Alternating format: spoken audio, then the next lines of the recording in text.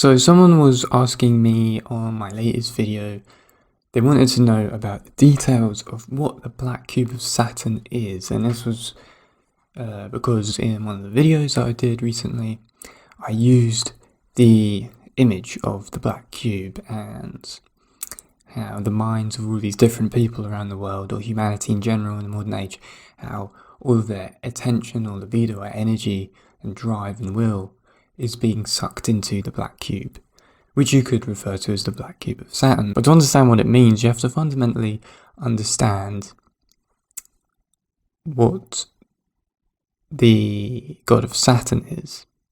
And the god of Saturn is Cronus. And this god of Saturn, Cronus, in mythology, does a specific process and is known for doing a specific thing in the story of Cronus. And what Cronus does, he's referred to often as the devouring king or devouring tyrant, who is, the god of Saturn, the god of harvest.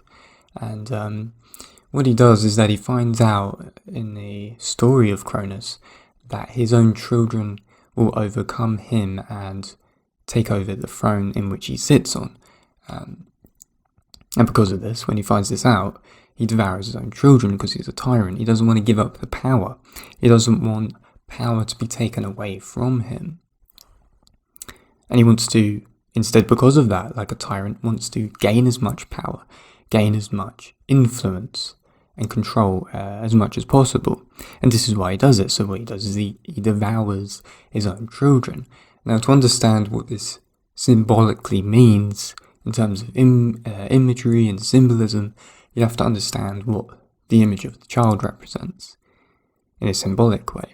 And the image of the child fundamentally represents the most creative thing that humanity can create. When we think of creative individuals, or we think of people that like to paint, do art, write music, write poetry, the entire process of the creative individual often is, oftentimes, a process of self-defeat. A lot of the time, creative people don't always succeed in their projects that they do. So you could say that, creative individuals put a lot of their spirit into projects, what paintings they're doing, what projects they're doing, what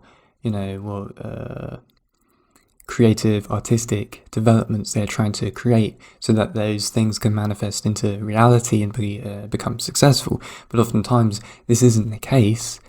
Oftentimes processes of abortion happen with these projects, and creative individuals fall into, a lot of the times, forms of depression, they develop social anxiety maybe, or they develop forms of anxiety that inflict upon their own ability to kind of create a lucid kind of lifestyle, in the sense of having a rigorous structure to their lives, but also having the creative ability to mold these two dualities into place to create something that can be really powerful for them, but also for society. So this is essentially, the kind of journey of the creative individual. And you could say, well, the individuation process in a Jungian sense is this semblance and this merging of the dualities of the rigorous individual that is a realist, you could say, and then the other type of person who is the creative-minded individual who is very imaginary and kind of looks towards idealism in a sense. And if you merge those two things together, you create the individual that is well-orientated, symbolically, the individual who has integrated the yin and the yang, or who has constructed, the symbol of the philosopher's stone in the sense of the Hermetica or something like this, and creating a well-orientated individual for themselves and society, and fulfilling that creative process. But what you get fundamentally with the making of a child is that process that the most successful creative project you could partake in is the creation of a child. Two opposites together to create something beautiful, to create something that has complete infinite potential. And that's what creativity is. And of course, what the child will become if you allow them to prosper and develop in a healthy way for the future of their own lives. So the child, in a sense, in a symbolic way, is representative of this infinite libidinal energy, or infinite will, infinite potential, fundamentally. And an image of complete creativity, because it is the outcome of complete creativity in the kind of biological, evolutionary sense of, forwarding the existence of humanity, which is the most, the most influential creative thing that one individual or two individuals can do and partake in. So that is what the child represents symbolically. And when Cronus, god of Saturn, is devouring, in a sense, the child, or you could say partaking in child sacrifice, he is, in a sense, taking spirit and he's turning it into matter. Okay, what he is doing, because he's a tyrant, he's converting spirit and entrapping it into his own reality. He's entrapping it into his own power, dynamic and material gain, material power and for existence. Because what the tyrant is all about, what the authoritarian is about, is not about lifting the spirits of the world into reality, into the material world, but it is instead doing the opposite. It is about getting the spirit and devouring the spirit so that the material world grows in their favour of power and tyranny. And that is what fundamentally is the authoritarian tyrant, king, you could say Mussolini, Stalin, Hitler. It's about destroying the spirit and attaining as much power, or at least entrapping the spirit into the material world as much as possible. You could say this is the Demiurge. This is symbolically, in the Gnostic sense as well, spiritually, is the Demiurge, because the Demiurge entraps spirit into matter. So you could say, so this is where we start seeing the image of the black cube of Saturn. Because the black cube of Saturn is the same thing. It is the thing in which is being a cube entraps spirit into the material realm. And this is what Cronus fundamentally does, because he's a tyrannical father figure. He's the archetype of the tyrannical father, king. He devours his own children, and that is what he gets out of it. He attains power, entraps spirit into matter, and forwards his dominion through the attainment of matter itself, or the material world. And that is how he dominates the world, by constricting the spirit, devouring it, taking away the infinite potential of the spirit, which is a complete self-fulfillment of creativity, and entraps it into his own world of dominance. So what you fundamentally have there, from just that explanation of the construct or the dynamics of what Cronus is that you have the Cronus, devouring of the spirit, the image of the Demiurge, which is entrapping spirit into the material realm, which would be, in a Gnostic sense, the physical reality of life that we live in, and you get the black cube of Saturn. And the black cube of Saturn is an image of all these things, you could say. And the cube or cubic form, the form of the cube in Platonism, is regarded as the physical reality, the physical world, physical matter. This is what Plato refers to as, he says that the form of the physical world will be regarded as that which is cubic, that which is in cubic form. So, again, we further develop and understand at this point that the black cube of Saturn has very much this image of that which entraps matter into the physical, entraps the spirit, into the physical domain, into the physical material domain, which would be the physical landscape. And that is what Cronus does with his children. He takes away the spirit of the child and devours it and puts it into his own domain. You know, the image of Cronus is no different. Is Cronus and the black cube of Saturn is the same thing. It is just in a different image and in a different symbol. Because two of the things, Cronus and the black cube, represent both the same thing. Especially when you add on the understanding of what the cube represents in Platonism. And Platonism is all about the realm of the forms.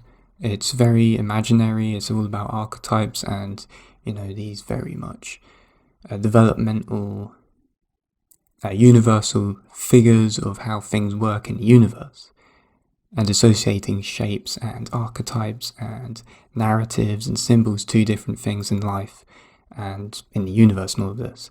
So you have this development, obviously, with Cronus and the black cube of Saturn being very much symbolically the same thing. So when you look into the black cube of Saturn, of course, you continue looking into it, you then start seeing, how it's very much wrapped up in the occult. It's very popular. It's something that is a symbol that is used all around the world. You can go to Australia. You can go to many places in America. You can go to there's places of worship that worship black cubes. The black cube is used in many different places. It's used in the UN worship room. It's used in many different places. So it's a very popular symbol that a lot of these, you could say, occultists, a lot of spiritual types are involved in and see as being that which deserves worship. So if we apply a more kind of contemporary understanding of this in relation to maybe like the digital world or the transhumanist world, how contemporary society and contemporary culture and contemporary people are going through this transition. You often hear the word trans a lot, not just in the sense of this kind of, gender confusion of transgenders, but transhumanism, transformation, transcendental. The word of trans is used a lot because what is happening now, what has been happening since, you could say, since the idea of the internet being a liberatory tool of the human body, since you could say maybe the 50s and 60s, has been this idea that humanity as a species in a physical world can transition into something that is of a different world, of a different realm. And that's what we have with the transhumanist agenda, what we've called like the metaverse. We've got all these other things in terms of, transhumanism, the development of digital ID, digital twinning, things like Oculus Rift, VR, all of this stuff. It's the development of humanity into a different understanding of the world, into a different realm of the world.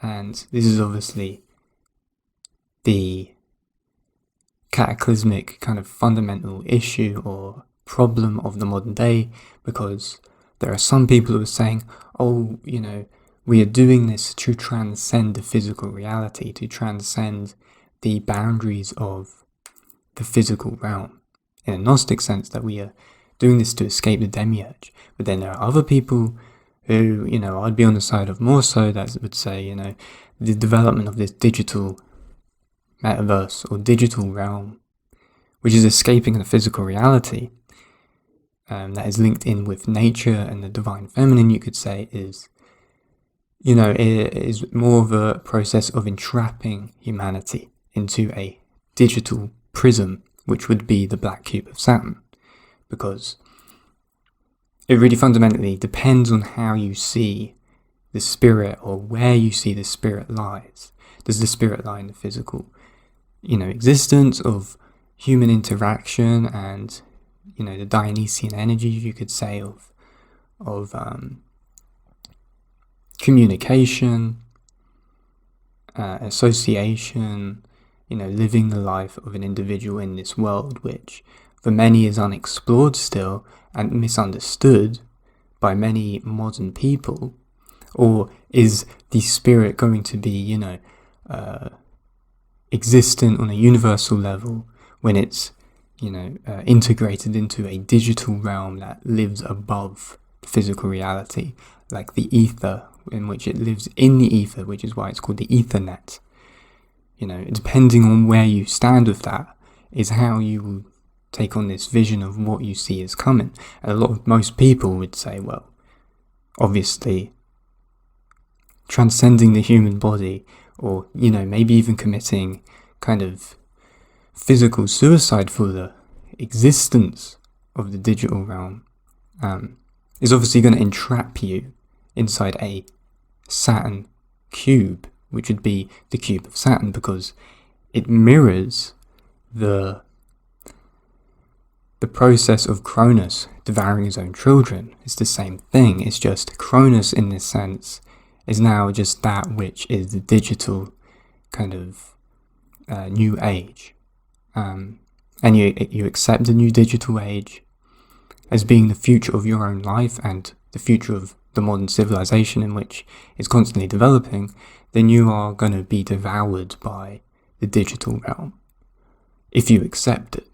So, these, you could say, meta-narratives, these narratives of mythology, these narratives of symbolism from Greek mythology with Cronus, the god of Saturn, the black cube of Saturn and all of this, how it's totalitarian in its nature, how it's tyrannical, also associates on a deeper level of consciousness and on a deeper level of meaning in relation to what is going on with digital transhumanism and the development of transhumanism, and whether it will actually become the modern way of living, which wouldn't be a form of living anyway. It would be a form of totalitarian control, in which will be a kind of entity, AI entity, in which they would want you to worship, which is very much already on an unconscious level. Most people worship the existence of this very much consuming,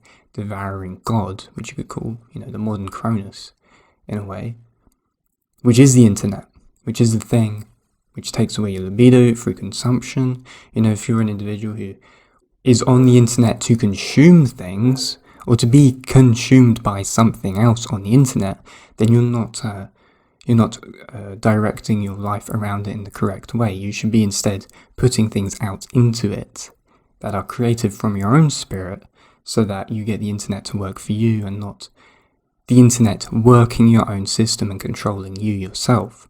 And that's how, that's the more kind of like positive way of looking at this situation, is that you need to allow these things to work for you and not them use you instead, which is the process of the devouring process of what this Cronus archetype energy is doing for, a mass amount of humanity and a massive amount of the population all around the world.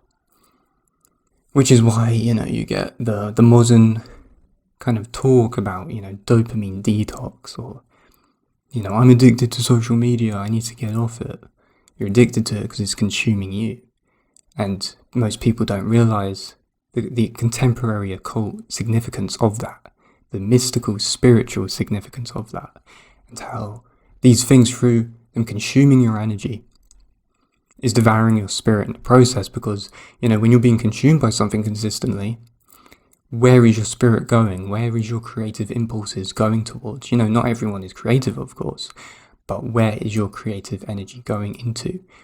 Where if you're being consumed all the time, it's not going to go anywhere, because the spirit is simply just getting of course, the word trans again, transformed into a consumptive battery for the development of this kind of digital matrix. So that's fundamentally what, in a brief sense, what the black cube of Saturn is all about, and how it interlinks with all these other symbols and all these forms of occult imagery.